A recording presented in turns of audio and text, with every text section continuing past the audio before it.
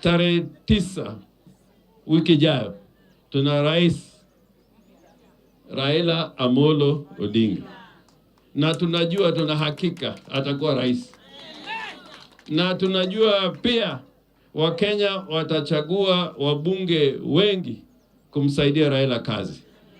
Na Raila ametetea nchi hii kwa miaka kadhaa, akafungwa na akaendelea kutetea nchi hii. Huyu jamaa anaitwa Ruto ana adabu, ana heshima. Ana adabu, ana heshima. Saa zile tunamchunguza kuona kama pia anaweza kuwa kiongozi ambao ana hekima. Anachukua jamaa anaitwa Rigathi. Na Rigathi tayari wamempata kule kotini, ni mtapeli, ni mtu ambao ana kashfa nyingi, ni mtu ambao anapenda ufisadi. Mfisadi kwa mfisadi. Kenya, we don't want a government for thieves by thieves for thieves. Hawezekani. Na tunasema kwamba Ruto amekataa kumheshimu rais wa Jamhuri ya Kenya ambaye ni kiongozi wake. Kama angekuwa mwanaume kweli, kama Raila alifanya, kama Jaramogi alifanya, angejiuzulu kusema mimi kama Ruto sisikizani na rais wa Republic of Kenya, mimi naenda zangu. Lakini amekuwa pale na akashikilia vice presidency ili kuleta kukosa adabu kwa serikali ya Uhuru Kenyatta. Tunataka aende nyumbani, na nyumbani ataenda tarehe 9, hatuna toashishi. Ruto is going home. Ruto is going home. Ruto is going home. Ruto bye bye. Ruto bye bye. Ruto bye bye. Ruto bye bye. Watere dala kuzukatere.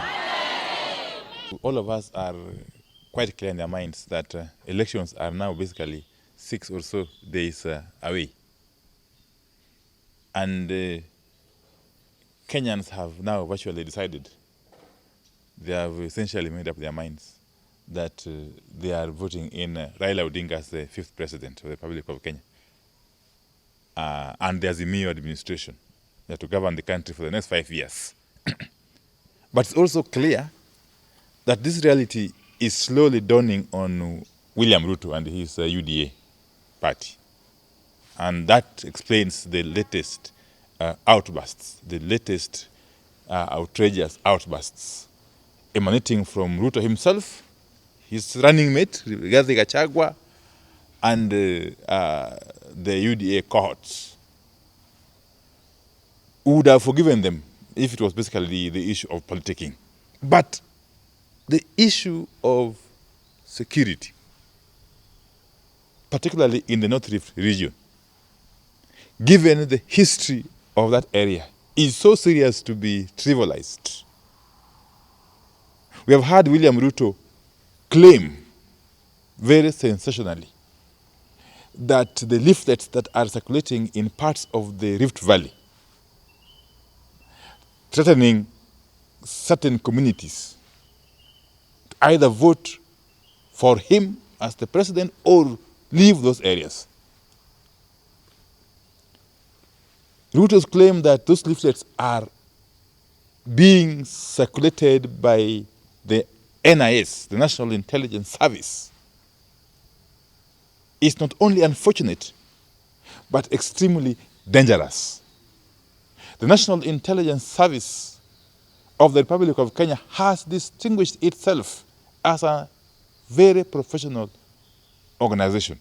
In fact, it's the pride of this country, not only in the region, but globally. And therefore, for Ruto to drag the name of the NIS and its leadership into his politics is not acceptable.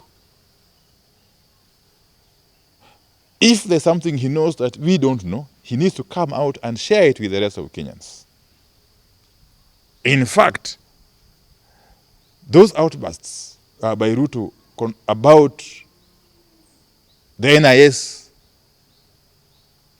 cannot be ignored.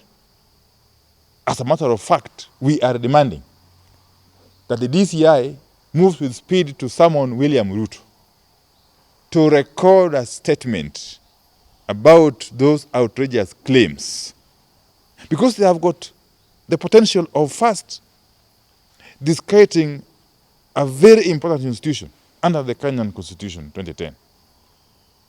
But two, they have got the effect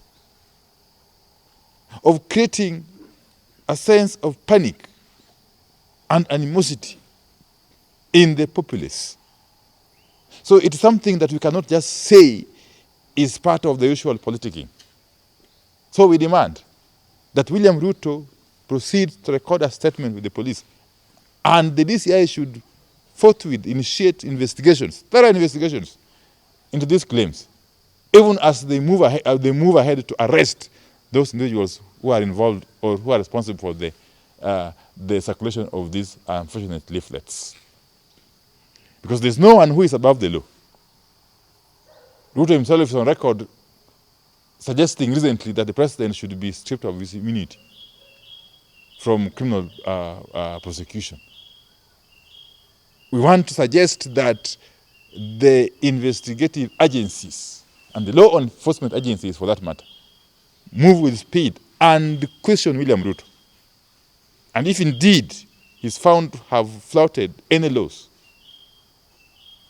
within the penal code or otherwise, swift action needs to be taken against him, including arraigning him in court to answer to those charges.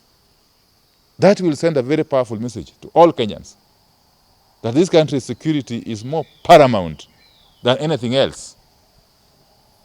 From where we sit, we believe that what's happening in the Rift Valley currently, especially the mushrooming of threatening leaflets, is a culmination of a long process. It's a culmination of a long process of radicalization of the populace, of hate speech, of fear-mongering by Ruto and his friends in UDA. We cannot allow this country to go to the dogs simply because someone strongly believes that he is the one who must be president. It can't be allowed. So I'm calling upon the National Cohesion and Integration Commission to forthwith arrest the Deputy President of William Samoei Ruto. I want that man from Nyeri to be arrested this week, because you cannot cast aspersion to the presidency, which is a symbol of our national unity. You cannot refer to the president in terms that cannot be described. Even if the president is so lenient, even if Uhuru is so humble, Gachagua, I want to ask the NCIC to call you and arrest you forthwith, because you are not good for Kenya. Before you talk about Uhuru Kenyatta, tell us who killed your brother, and what was your role in killing or in the death of your brother who was the governor of Nyeri. Before you talk about Uhuru Kenyatta, tell us the 1 billion that was deposited in your account by William Samoei Ruto. Before you talk about Uhuru Muigai Kenyatta, please go and build for your grandmother who has no house at home.